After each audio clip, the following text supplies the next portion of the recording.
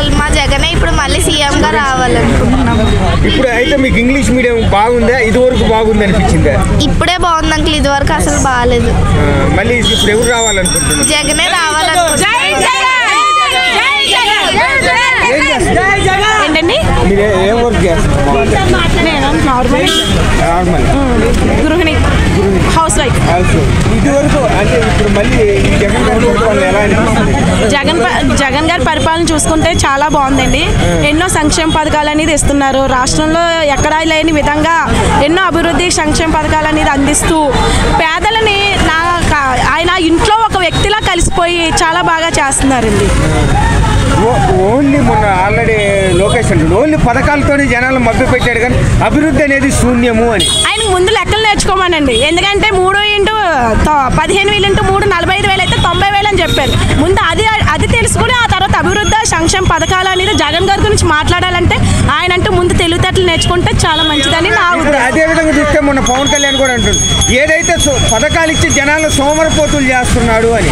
సోమరపోతులని ఆయన అనుకున్నారు. ఒక అక్క చెల్లెమ్మ ఇప్పుడే చెప్పింది ఏమని, నీ వల్ల నాకు 1,75,000 వస్తుంది జగన్ అన్న, నీ వల్ల నేను బతుకుతున్నాను, ఇంటి కుటుంబ పెద్ద కరోనా వచ్చి చనిపోయారు, నాకు కుటుంబానికి ఎవరూ లేకపోతే మీరు ఇచ్చిన సంక్షేమ పథకాల వల్ల నా ఇల్లు గడుస్తుంది అన్నయ్య అని చెప్పి ఆవిడ ఎంతో బాగా చక్కగా చెప్పింది చూశారు.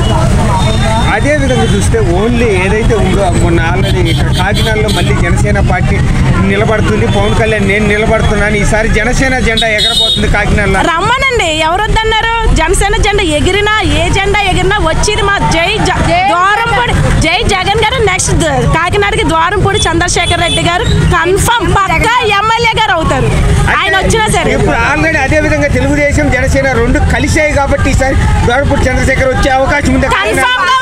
ఎన్నొచ్చినా కన్ఫర్మ్ గా వచ్చేది ఎమ్మెల్యే ద్వారంపూడి చంద్రశేఖర్ రెడ్డి గారు.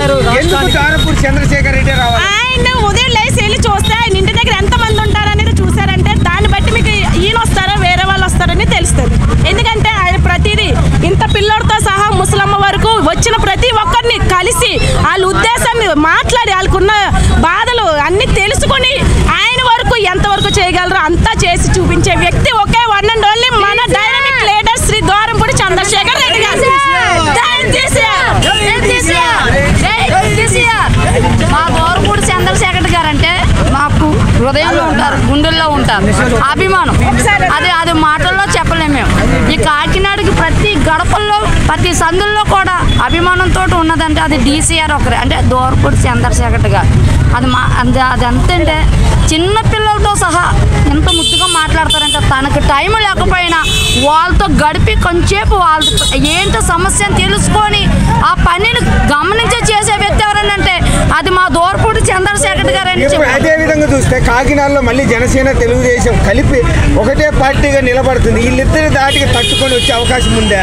2019లో ఒక మాట ఇంకో 4 పార్టీలు పొత్తు పెట్టుకొని ఇంకో 4 పార్టీలు పెళ్లి చేసుకొని మా డీసీఆర్ అంటే మా ద్వారంపూడి చంద్రశేఖర్ గారికి నెక్స్ట్ వచ్చి జగన్ గారి మీదకి వచ్చినా మేము ఏం పీకలేరని సిద్ధంగా ఉన్నాం మేము. అదే విధంగా చూస్తే పవన్ కళ్యాణ్ మొన్న అంటున్నాడు పథకాలు ఇచ్చి జనాలు సోమరపోతులు చేయడం తప్పితే అతను ఏం చేయగలుగుతాడు అని అంటున్నాడు. ప్రతి ఒక్కరికి అర్హులైన వాళ్ళందరికీ జగన్ గారు ఇస్తున్నారు. ఆడేమో చెడగొడుతున్నాడు అనుకుంటున్నారు. ఇదైతే ఆడ పోహోలు అంతే, ఆడు వ్యర్థం అది.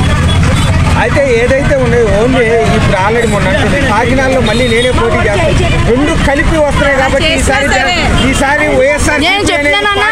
నేను ఒక్క మాట, ఎంతమంది వచ్చినా ఎన్ని పార్టీలు కలిపి పొత్తు పెట్టుకున్నా ఎంతమంది పెళ్లి చేసుకొని వచ్చినా ఈసారి ఇక్కడ డీసీఆర్ అక్కడ జగన్ ఎట్టి